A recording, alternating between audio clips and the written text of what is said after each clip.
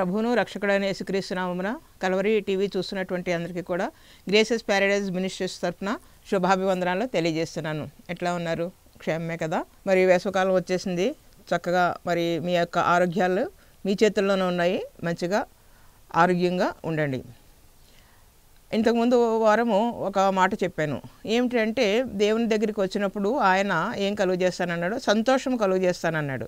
మరి ఈ వారము ఈ వాక్యం ఏంటంటే ఆయన మన యొక్క గాయములను కట్టువాడు అనేసి చెప్తూ ఉన్నాను.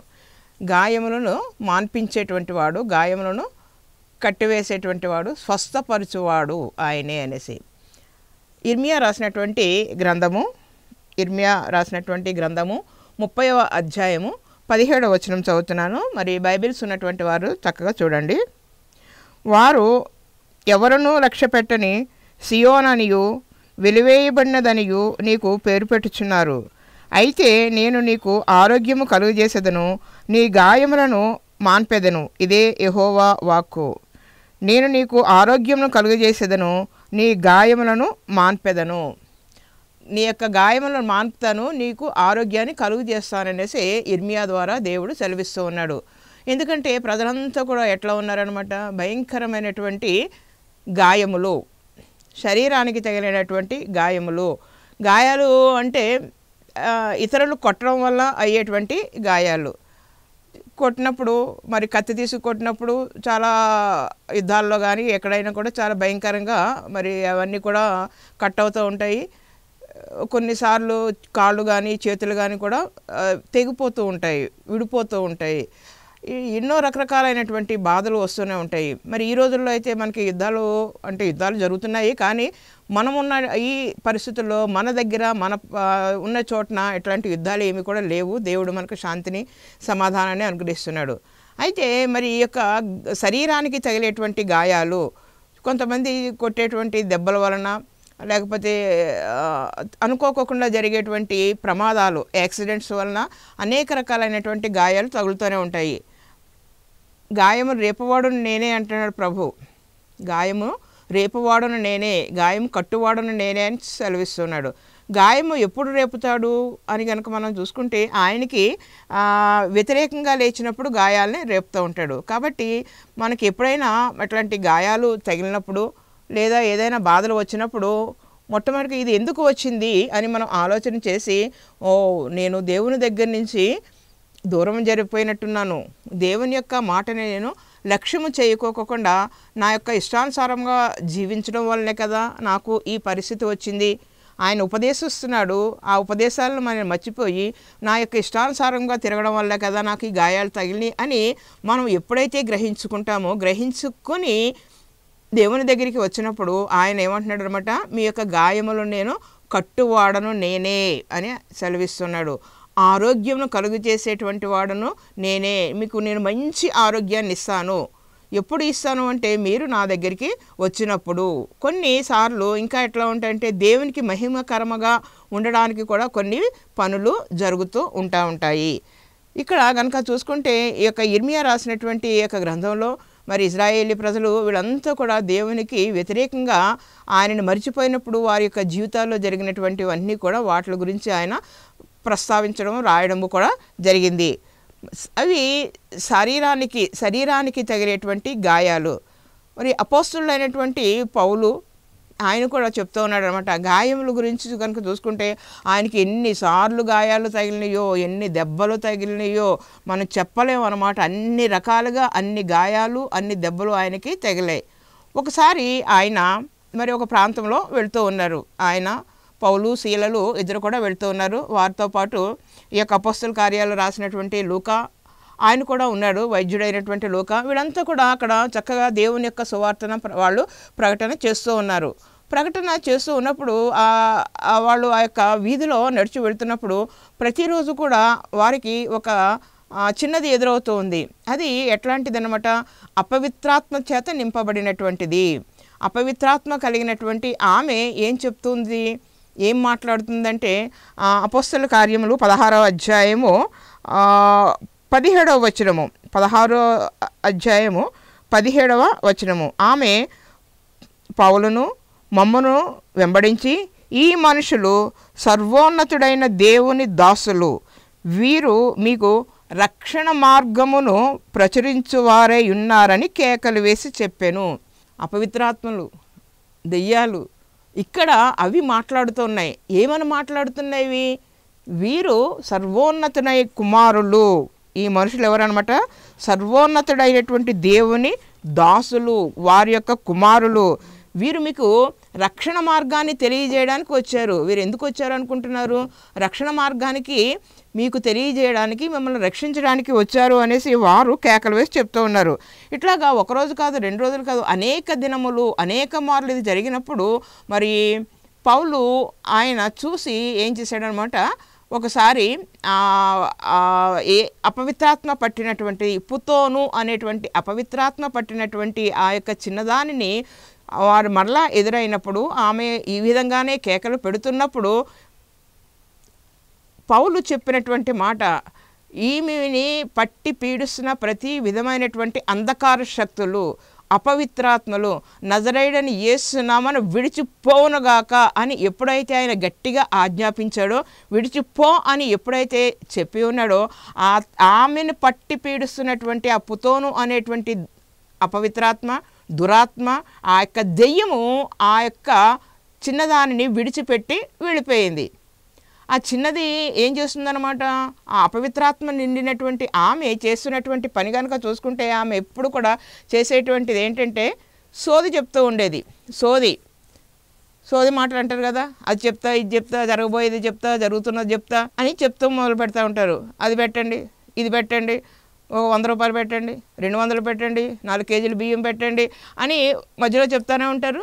మళ్ళీ మాట్లాడుతూ ఉంటారు. మీ ఇంట్లో ఆ మూలన ఇది ఉంది, ఈ మూలన అది ఉంది, అక్కడ ఇది ఉంది, చింత చెట్టు ఉంది, దిండ్రబెడ దెయ్యం ఉంది, లేకపోతే మీ ఇంట్లో చీకట ఉంది, చీకట అది, ఇట్లా రకరకాలైనటువంటి మాటలు చెప్తూనే ఉంటారు. రాత్రి అయితే చీకటిగానే ఉంటుంది, కరెంటు పోయినా చీకటిగానే ఉంటుంది, కిటికీలన్నీ మూసుకున్నా చీకటిగానే ఉంటాయి. మరి కష్టాలు లేవా అంటే ప్రతి వారికి కష్టాలు ఉన్నాయి, బాధలు ఉన్నాయి. మరి ఇంకా ఏం చెప్పేదేంటి? కానీ అందరూ కూడా ఏం చెప్తారన్నమాట, అమ్మో ఏం చెప్పేస్తుందో అని చెప్పేసి ఆమె దగ్గరికి రావడము, ఆమె చెప్తున్నటువంటి మాటలన్నీ కూడా వినడము. ఈమె చెప్పడానికి ఇంకొక ఆమె ఉందన్నమాట, ఇంకొక నాయకురాలు ఉంది. ఆ స్త్రీ ఏం చేస్తుందన్నమాట, ఈమెని అడ్డం పెట్టుకుని, ఈమెని తన దగ్గర పెట్టుకుని అందరికీ కూడా రండి రండి రండి, మా దగ్గరికి రండి, మీకు జరగబోయేది జరిగేది అన్ని విషయాలు కూడా తెలియజేస్తామని పిలిచినప్పుడు అందరూ కూడా ఆమె దగ్గరికి రావడము, ఆమెకి ఎంతో లాభసాటి అయినటువంటి వ్యాపారం కింద దానిని ఆమె నడిపిస్తూ ఉంది. వస్తూ ఉంటారు, చక్కగా చెప్తానే ఉంటారు. ఈ పుతోను పట్టినటువంటి దెయ్యం పట్టినటువంటి ఆ పిల్ల అన్నీ కూడా చెప్తూ ఉండేదన్నమాట. చెప్తూ ఉండేటప్పటికి ఆమెకు మంచి లాభం వచ్చింది. కానీ ఇప్పుడు ఏమైంది, పౌలు ఎప్పుడైతే ఈ మాట చెప్పాడో, ఆమె గద్దించాడో, ఆ పుతోను దెయ్యము ఆమెను విడిచిపెట్టి వెళ్ళిపోయింది. ఇప్పుడు ఆ పిల్ల, ఆ అమ్మాయి ఏమి కూడా చెప్పట్లేదు, మాట్లాడట్లేదు, మౌనంగా అయిపోయింది. ఈ విషయం తెలుసుకున్నటువంటి ఆ యొక్క యజమానురాలకి చాలా కోపం వచ్చేసింది. నా బిజినెస్ అంతా పోయింది, నా లాభం అంతా పోయింది, నాకు డబ్బు లేదు, నాకు ధనం లేదు. ఎట్లాగైందంటే, ఇదిగో పలానా వాళ్ళు ఎవరో వాళ్ళు వచ్చారు, ఎక్కడి నుంచో వచ్చారు, వాళ్ళు యూదులంట, వాళ్ళు పలానా అంట, వాళ్ళు యేసుక్రీస్తుని గురించి మాట్లాడుతున్నారు, యేసుక్రీస్తుని గురించి వాళ్ళు మాట్లాడుతున్నారు. యేసుక్రీస్తు చెప్పినటువంటి మాటల వలన వాళ్ళు ఎప్పుడైతే గద్దించినప్పుడు ఆమెని పట్టి పీడిస్తున్నటువంటి దురాత్మ, అంధకార శక్తులన్నీ కూడా ఆమెని విడిచిపెట్టి వెళ్ళిపోయినాయి అనేసి చెప్పినప్పుడు ఆమెకి చాలా కోపం వచ్చేసింది అనమాట. నా బిజినెస్ అంతా కూడా పోయిందని చెప్పేసి వెంటనే వాళ్ళిద్దరి మీద కంప్లైంట్ ఇచ్చింది. పోలీసులు వచ్చారు, పోలీస్ స్టేషన్కి తీసుకెళ్లారు. బాగా విపరీతంగా వాళ్ళని కొట్టడం జరిగింది. కొట్టి ఏం చేశారనమాట, పౌలుని, సీలని వీళ్ళందరినీ కూడా బంధించేశారు. బోండాలు వేసి మరి అతను ఏం చేశాడనమాట, చెరసాలలోకి వేయడం జరిగింది. చెరసాలలో కట్టి కొట్టి వారి బంధించి ఉన్నప్పుడు వీళ్ళు చెరసాలలో ఉన్నటువంటి వీళ్ళు ఏం చేస్తున్నారు, వీళ్ళు మరి కాళ్ళు చేతులు కట్టివేయబడ్డాయి, సంఖ్యల చేత బిగించబడ్డాయి, వీళ్ళు చీకట్లోనే కూర్చున్నారు. మరి చూడండి, దెబ్బలు, గాయాలు, రక్తాలు కారుతూ ఉన్నాయి. అయినా వాళ్ళు కదలడానికి లేకపోయినా నోరు ఖాళీగానే ఉంది కదా, చక్కగా వాళ్ళు మాట్లాడడం మొదలుపెట్టారన్నమాట. పౌలు తను ఏ విధంగా రక్షణ పొందింది, దేవుడు నాతో ఏ విధంగా మాట్లాడాడు, నేను ఎట్లాగా చంపదామని బయలుదేరాను, అప్పుడు జరిగినటువంటి విషయాలన్నీ కూడా చెప్పి అక్కడి నుంచి ఏం చేశాడనమాట, చక్కగా పాటలు పాడడం మొదలుపెట్టారు. వాళ్ళు ఎప్పుడైతే పాటలు పాడుతున్నారో ఖైదీలంతా కూడా వింటూనే ఉన్నారు. ఆ జైల్లో ఉన్నటువంటి చెరసాల్లో ఉన్నటువంటి ఖైదీలంతా కూడా చాలా చక్కగా వింటూ ఉన్నారు. పౌలు చెప్తున్నటువంటి మాటలు, వీళ్ళు పాడుతున్నటువంటి పాటలు, వాళ్ళు ఎప్పుడైతే అట్లా స్తుతిస్తూ ఉన్నారో మరి అక్కడ ఉన్నటువంటి వారంతా కూడా ఏ ఆత్మచేత నింపబడ్డారంటే పరిశుద్ధాత్మ చేత నింపబడ్డారు. హల్లెలూయా. వాళ్ళంతా కూడా పరిశుద్ధాత్మ చేత ఎప్పుడైతే నింపబడ్డారో, అందరిలో కూడా ఎప్పుడైతే ఉజ్జయం వచ్చిందో, అందరూ కూడా వాళ్ళు కూడా మరి పౌలు శీలలతో పాటు ఏకీభవించి వాళ్ళు పాటలు పాడుతున్నారో, దేవుని యొక్క మహత్కార్యము, అద్భుతమైనటువంటి కార్యము అక్కడ జరిగింది. ఇమీడియట్గా అక్కడ ఏమైపోయింది అనమాట, భూకంపం రావడం జరిగింది. భూకంపం వచ్చి మరి వెంటనే ఆ చెరసాలకు ఉన్నటువంటి ఆ పెద్ద పెద్ద తాళాలన్నీ కూడా ఊడి కింద పడిపోయినాయి. చెరసాల తలుపులన్నీ కూడా ఓపెన్ అయిపోయినాయి, తలుపులన్నీ కూడా తెరుచుకుని వెళ్ళిపోయినాయి. అదేవిధంగా ఈ పౌలు శీలలు అక్కడ బంధించబడ్డటువంటి వారికి ఉన్నటువంటి చెరసాల్లో వేయబడ్డటువంటి అందరికీ ఉన్నటువంటి ఆ యొక్క బంధకాలన్నీ కూడా తొలగిపోయాయి, అన్నీ కూడా అయిపోయినాయి, అన్నీ కూడా విడుదలైపోయింది. వాళ్ళు ఎంతో చక్కగా వాళ్ళు అక్కడే కూర్చునే ఉన్నారు. కానీ ఇవన్నీ చూసినటువంటి ఆ యొక్క జైలు సూపరింటెండెంట్, జైలు అధికారి చాలా భయపడిపోయాడు, బాధపడిపోయాడు అనమాట. అయ్యి బాబా ఎంత పని అయింది, వీళ్ళంతా కూడా పారిపోయి ఉంటారు. ఎందుకంటే కొంచెం అవకాశం దొరికితేనే కూడా అందరూ కూడా ఎప్పుడు అవకాశం దొరుకుతుందా జైలు నుంచి ఎట్లాగా పారిపోవాలని చూస్తూ ఉంటారు. మరి అట్లాగే వీళ్ళు కూడా పారిపోయారేమో, వీళ్ళతో పాటు ఆ ఖైదీలందరూ వెళ్ళిపోయారేమో. ఇప్పుడు నా పరిస్థితి ఏంటి, తెల్లవారితే నేను అధికారులకి నేను ఏం చెప్పాలి, నన్ను వాళ్ళు ఎలాగా కూడా చంపేశారు, వాళ్ళ చేతుల్లో నేను చనిపోవడం కన్నా నాకు నేను చనిపోతే ఎంతో మంచిది అని చెప్పేసి ఆ యొక్క జైలు అధికారి ఏం చేస్తున్నాడు అనమాట, తనను తాను చంపుకోవడానికి కత్తి తీసి ఎప్పుడైతే అతను మరి పొడుచుకోబోతున్నాడో అది చూసినటువంటి ఆ చీకట్లోనే మరి పౌలు ఒక మాట చెప్పాడు అనమాట, భయపడకు, నీవు ఖైదీలను నీవు ఏ హాని కూడా చేసుకోవద్దు, మేము ఎవ్వరం కూడా ఇక్కడి నుంచి పారిపోలేదు, నువ్వేమి కూడా నిన్ను నీవు చంపుకోవాల్సినటువంటి అవసరం లేదు, మేమంతా కూడా ఇక్కడే ఉన్నాం, మేము ఇక్కడే ఉన్నాము, ఇక్కడ ఉన్నటువంటి ఇంకా మిగతా ఖైదీలు అందరూ కూడా ఇక్కడే ఉన్నారు, నువ్వు ఏమీ కూడా భయపడకు, పారిపోయలేదు, మేమంతా కూడా నిన్ను చంపుకోవాల్సినటువంటి అవసరం లేదు అని ఎప్పుడైతే అతను గట్టిగా చెప్పాడో వెంటనే ఈ యొక్క జైలు అధికారి వణుకుచు గజగజలాడిపోతూ ఆయన అక్కడ జరిగినటువంటిదంతా కూడా చూశాడు కదా, ఎట్లాగా తలుపులు ఓపెన్ అయిపోయినాయి, ఎట్లాగా అన్నీ కూడా ఇదైపోయినాయి, బంధకాలన్నీ ఎట్లా విడిపోయినాయి చూసిన అతను వణుక్కుంటూ వచ్చాడు. అంతకుముందు మరి అతను కూడా వీళ్ళు చెప్తున్నటువంటి మాటలు, పాడుతున్నటువంటి పాటలు అన్నీ కూడా వినే ఉంటాడు. మరి అతను కూడా నైట్ డ్యూటీలో ఉన్నాడు, అన్నీ కూడా వింటూనే ఉన్నాడు. మరి ఎప్పుడైతే అతను వణుక్కుంటూ వచ్చి మీ దేవుడు ఎంతో గొప్ప దేవుడు అని ఆయన అడుగుతారంట, నేను రక్షణ పొందాలి అంటే నేను ఏం చేయాలి అని అడిగినప్పుడు అక్కడ ముందు అతను చేసినటువంటి పని కనుక చూసుకుంటే ఏం చేశాడు అనమాట, వచ్చి మొట్టమొదటిగా అతను చేసినటువంటి పని ఈ యొక్క పౌలు శీలల యొక్క గాయాలన్నిటిలో కూడా కడిగి మరి ఆ యొక్క గాయాలకి చక్కగా తైలము పూసాడు, నూనె అక్కడ పోసి చక్కగా కట్టులు కట్టడం మొదలుపెట్టాడు. అంటే గాయములు కట్టువాడును నేనే, గాయము రేపువాడును నేనే అంటాడు. ఇక్కడ గాయం ఎందుకు చేయడం జరిగింది అంటే అనేక మంది రక్షణలోనికి రావడము కోసము, అక్కడ ఉన్నటువంటి జైలులో ఉన్నటువంటి ఖైదీలు కానీ, జైలు అధికారి కానీ, అధికారి యొక్క కుటుంబము కానీ అంతా కూడా దేవునిలోనికి రావడం కోసము మరి పౌలు శీలలకి అక్కడ మరి దెబ్బలు తగలడం జరిగినాయి. అక్కడ అపవిత్రాత్మను తొలగించాడు. ఇక్కడ ఇది ఒక మంచి పని చేసినప్పుడు కూడా అనేకమైనటువంటి దెబ్బలు తగులుతూనే ఉంటాయి. అందుకనే గాయము రేపువాడును నేనే అంటాడు, గాయం కట్టువాడను నేనే అనేసి ప్రభు సెలవిస్తున్నాడు. మనకి దెబ్బలు తగిలినప్పుడు మనం ఏమనుకుంటాం, అబ్బా ఎందుకు తగిలి ఈ దెబ్బలు, అయ్యి బాబా ఇంతగా కష్టం వచ్చేసింది అనేసి మనం బాధపడుతూ ఉంటాము. కానీ దేవుని యొక్క ఉద్దేశం ఏమిటో మనము తెలుసుకోవాలి. ఇది మన మంచికే జరిగింది, ఇది నా మంచికే జరిగింది, దీని ద్వారా దేవుడు మహిమపరచబడాలి, దేవుడు దీని ద్వారా ఘనపరచబడాలి అనేసి అందరూ కూడా అక్కడ మరి అనుకోవాలన్నమాట. ఒకసారి మా ఇంట్లో కూడా అట్లా జరిగింది. ఏమైందంటే ఒక పనామ వచ్చింది, 4 రోజులు అయింది పెట్టి ఆమె మరి అక్కడ డ్రెస్సింగ్ టేబుల్లో ఉన్నటువంటి గోల్డ్ గాజులు మరి ఒక చైను అన్నీ కూడా పట్టుకుని వెళ్ళిపోయింది అనమాట. పట్టుకుని వెళ్ళిపోయింది. నేను చూసుకునేటప్పటికి జస్ట్ ఆమె వెళ్ళిన 10 నిమిషాలకే నేను చూసుకోవడము, మరి ఏమైపోయింది అనుకుని ఇమీడియట్గా నేను ఫోన్ చేసినప్పుడు ఆమె రావడం జరిగింది.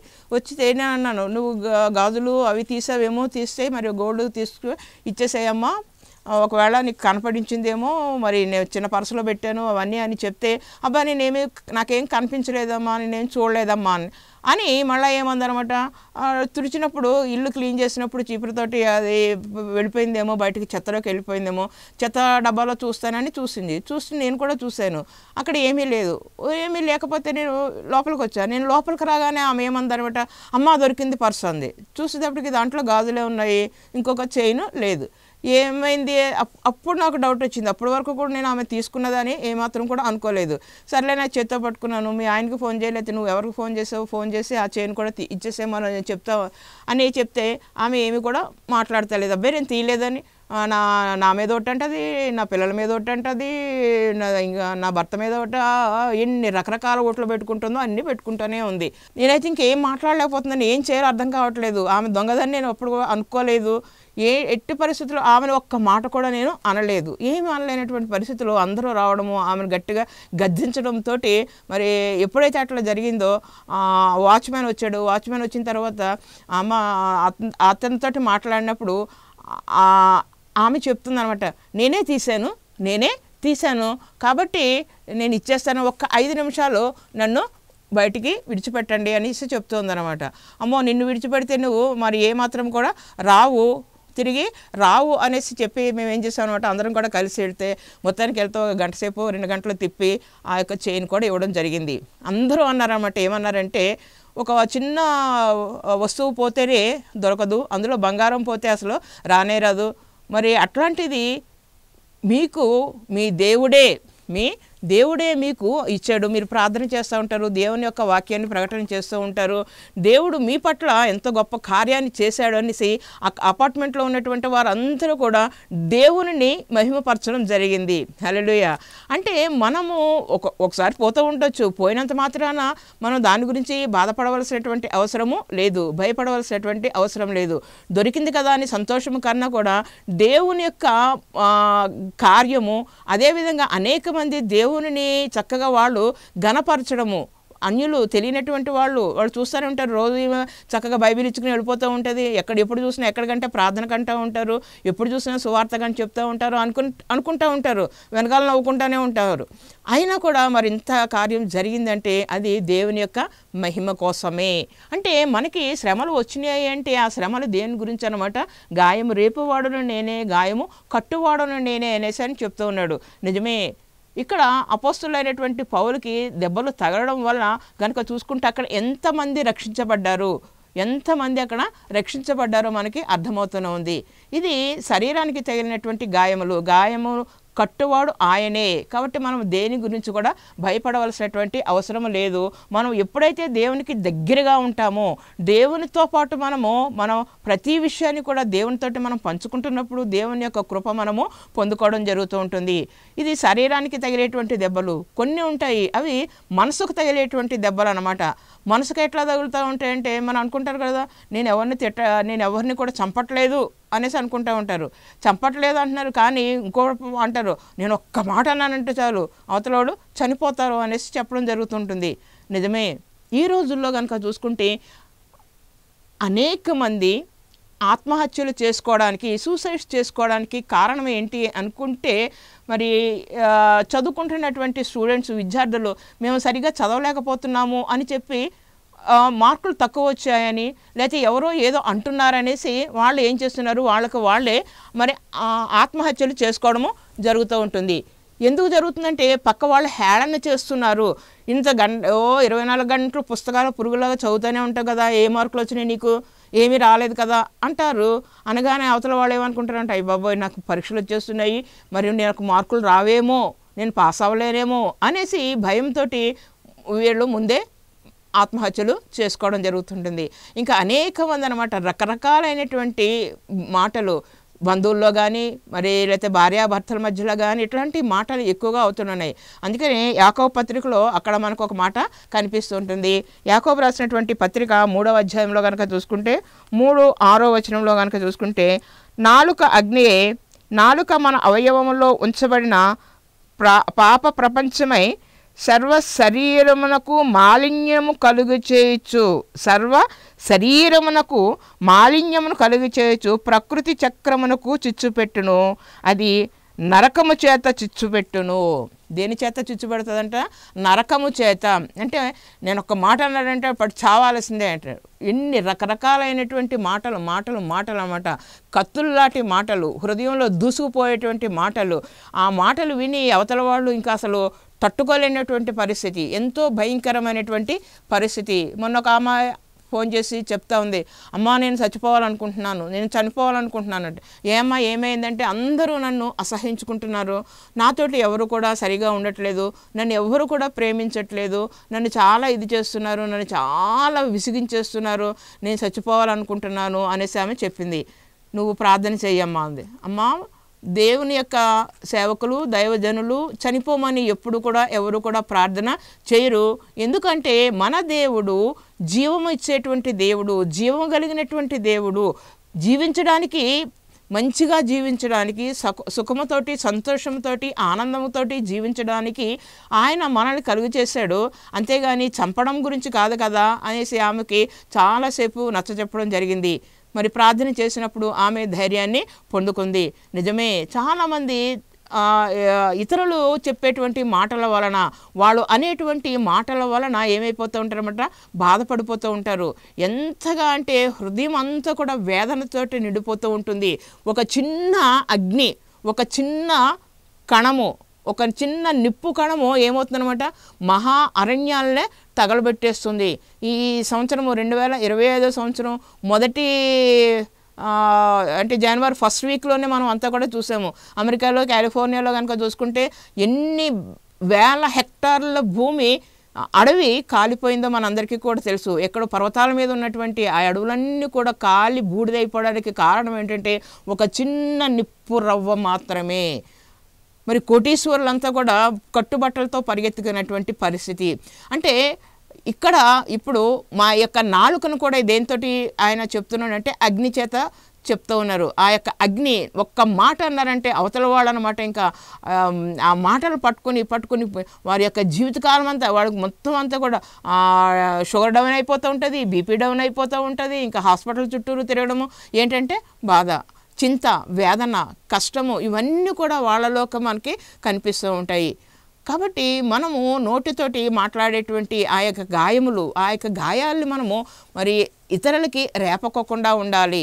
ఒకవేళ అట్లాంటి గాయాలు చేత బాధపడుతున్నటువంటి వారు ఎవరైనా కూడా ఉంటే, ఎవరైనా కూడా అట్లాంటి గాయముల చేత రేపబడ్డటువంటి వారు ఉన్నటువంటి వారు అయితే వారందరినీ కూడా దేవుడు ఏమంటున్నాడు అనమాట, నా దగ్గరికి రండి, మీ గాయములన్నిట్లు కూడా కట్టేటువంటి వాడను నేనే అని ఆయన మాట్లాడడం జరుగుతుంది. ఆయన సెలవిస్తున్నటువంటి మాట, గుండె చెదరనేటువంటి వారికి, మనసు వికలమైపోయినటువంటి వారికి, మనసు బాధపడుతున్నటువంటి వారికి, గుండె చెదిరినటువంటి వారికి ఎట్లాంటి ఉంటుంది?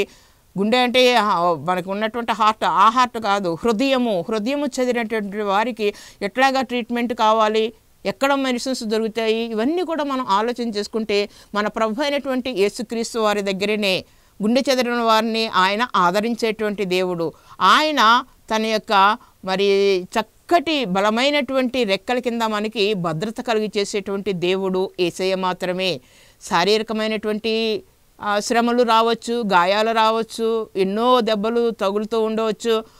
అలాగే మనసుకు కూడా ఎన్నో రకరకాలైనటువంటి బాధలు కలుగుతూ ఉంటాయి, ఎన్నో దెబ్బలు కలుగుతూ ఉంటాయి, తింటానే ఉంటాము. అయినా కూడా మనము ఎప్పుడైతే దేవుని దగ్గరికి వస్తామో, ఇర్మియా ప్రవక్త చెప్పినట్లుగా మీకు నేను ఆరోగ్యాన్ని కలుగు చేస్తాను, మీకు నేను సంతోషాన్ని ఇస్తాను. ఇంతకుముందు చెప్పాను కదా సంతోషం అని, అట్లాగే సంతోషాన్ని ఇస్తానంటున్నాడు. అలాగే ఆరోగ్యము, ఆయన రెక్కల కింద ఆరోగ్యము ఉంది. మనం ఆయన రెక్కల నీడన ఉన్నప్పుడు మనకి ఆ యొక్క ఆరోగ్యమై మనల్ని సేదతీరుస్తుంది. ఆయన యొక్క మాటలో ఎంతో గొప్ప శక్తి ఉంది, ఆయన యొక్క వాక్కులో జీవం ఉంది. జీవం కలిగినటువంటి ఆ యొక్క దేవుని యొక్క మాటలు ఎంత గొప్పవి ఒక్కసారి ఆలోచన చేయండి. ఈ యొక్క వాక్యాన్ని వింటున్నటువంటి ప్రతి బిడ్డ కూడా, మరి ప్రతి వారు కూడా గుండె చెదిరి ఉన్నారా? ఇతరుల మాటలు పట్టించుకుని అయ్యో వారు నన్ను ఇంతగా అనేశారు అంతగా అనేశారని బాధపడిపోతున్నావా, కుమిలిపోతున్నావా, విచారంలో మునిగిపోతున్నావా? విడిచిపెట్టే, వారిని విడిచిపెట్టే, ఆ బాధలన్నీ కూడా విడిచిపెట్టే, ఏ మాట అయితే వారు అంటున్నారో వారిని విడిచిపెట్టి నీవు నీ దేవుడైనటువంటి యేసయ్య దగ్గరికి రా. గుండె చెదరనటువంటి వారిని బాగు చేసేటువంటి వాడు ఆయనే. శరీరానికి దెబ్బలు తగిలినయా, చక్కగా దేవుని దగ్గరికి రా. ఒకసారి నాకు కూడా మరి ఏదో ఇల్లు క్లీన్ చేద్దామని ఏదో చేయబోదేడికి పైనుంచి పెద్ద ఒకటి పడిందనమాట. పడి ఆ కాలు మీద పడేటప్పటికి బ్లడ్ బాగా కారిపోతుంది. ఏంటా అని చూసుకుంటుంటే షీల్డ్ అనమాట పైనుంచి పడింది. పడేటప్పటికి నేను అనుకుంటున్నాను ఎందుకు పడింది ఇది అని. అయ్యో బ్లడ్ వస్తుంది, వీళ్ళు కడుక్కుందాము, దాని మీద ఏదైనా వేద్దాము అని అనుకుంటలేదు. ఎందుకు పడింది, ఎందుకు వస్తుంది అనేసి ఆలోచన చేయడం జరిగింది. తర్వాత ఇంట్లో కూడా చెప్పలేదు. చెప్తే ఏమని చేస్తారు, వెంటనే డాక్టర్ దగ్గరికి అంటారు. డాక్టర్ దగ్గరికి వెళ్తే దాన్ని చూసి వాడు ఎక్స్రే అంటారు. ఎక్స్రే అంటే చిన్నగా కొద్దిగా వెంట్రుక వాసులో మీకు ఆ కాలు ఫ్రాక్చర్ అయింది కాబట్టి కట్టుకడతాము, 50 రోజులు మీరు రెస్ట్లో ఉండాలి, కదలకూడదు, ఎక్కడికి వెళ్ళకూడదు అని. ఇవన్నీ ఆలోచన చేసి వదిలే బాబు అని చెప్పేసి నేను కనీసం ఇంట్లో మరి మా పాస్టర్ గారికి కూడా నేను ఏమి కూడా చెప్పలేదు. 3 రోజులు 4 రోజులు దాన్ని చాలా జాగ్రత్తగా చూసుకుంటూ ఉన్నాం. కాలు మీద ఏమాత్రము బరువు పడుకోకుండా చూసినప్పుడు ఆ కాలు వాయడం కానీ నొప్పి కానీ ఏమీ లేకుండా తగ్గిపోయింది. ఆయన మీద ఆధారపడ్డప్పుడు మన జీవితంలో ఇట్లాంటి చాలా చిన్నవి మనకి ఎన్నో జరుగుతూ ఉంటాయి. వాటిలో మనము లక్ష్యం పెట్టము. ఎంతసేపు ఏదో పెద్ద దాని గురించి ఆలోచన చేస్తూ ఉంటాము, కానీ చిన్న విషయాల గురించి ఆలోచన అన్నది ఉండదు. కాబట్టి మనం ఎట్లా ఉండాలన్నమాట, ఇర్మియా ప్రవక్త చెప్పిన విధంగా ఆయన రెక్కల క్రింద నీకు ఆరోగ్యాన్ని నేను ఇస్తాను. ఎట్లాంటి ఆరోగ్యము, నీ గాయములన్నిటిలో కూడా మాన్పివేసి నీకు సంతోషాన్ని సమాధానాన్ని ఇస్తాను. నీవు సియోను అని వాళ్ళు నిన్ను హేళన చేస్తున్నారే, నువ్వు యెరూషలేము అని నిన్ను హేళన చేస్తున్నారే, అట్లాగా హేళనలో నుంచి నిన్ను చక్కగా మరి ఒక మంచి స్థానంలో నిలబెట్టడానికి నేను ఉన్నాను అనేసి ఆయన చెప్పడం జరిగింది. కరెక్టే, నిజమే. ఆయన నమ్మినటువంటి బిడ్డలను ఎప్పుడు కూడా ఎట్లా ఉంటారన్నమాట, తలగా ఉంచుతారు, తోకగా ఎప్పుడు కూడా ఆయన ఉంచరు. మనకి శరీరానికి తగిలేటువంటి దెబ్బలు కానీ, మనస్సుకు తగిలేటువంటి దెబ్బలు కానీ, ఏ గాయమైనా సరే ఆయన వాటిని కట్టివేసి, త్రీసివేసి, గాయాలను మాన్పివేసి క్షేమాన్ని, మంచి ఆరోగ్యాన్ని ఇచ్చేటువంటి దేవుడు మన యేసు ప్రభువారు మాత్రమే. ఆయనని ఎల్లప్పుడూ కూడా మీ యొక్క హృదయాల్లో నింపుకొని ఆయనతో మీ ప్రతి కష్టాన్ని కూడా విన్నవించుకున్నప్పుడు మీకు క్షేమము ఆయన దయచేయను. ఈ వాక్యం దేవుడు దీవించునుగాక. చిన్న ప్రార్థన చేస్తాను, కళ్ళు మూసుకుని.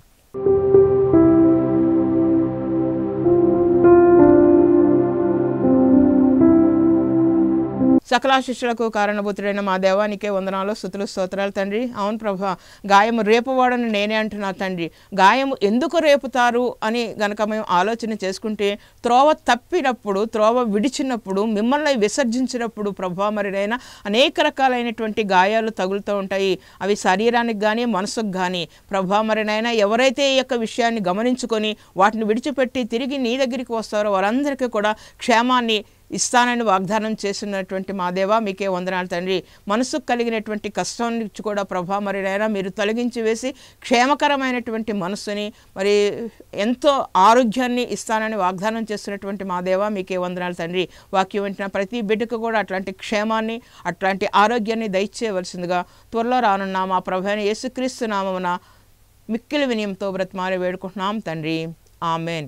మన తండ్రి అయిన దేవుని ప్రేమయు, మన ప్రభువైన యేసుక్రీస్తు కృపయు, పరిశుద్ధాత్మక అన్యోన్య సహవాసము సదాకాలము ఈ కల్వరి టీవీ చూసిన ప్రతి బిడ్డ మీద కృమ్మరించబడునుగాక. ఆమెన్.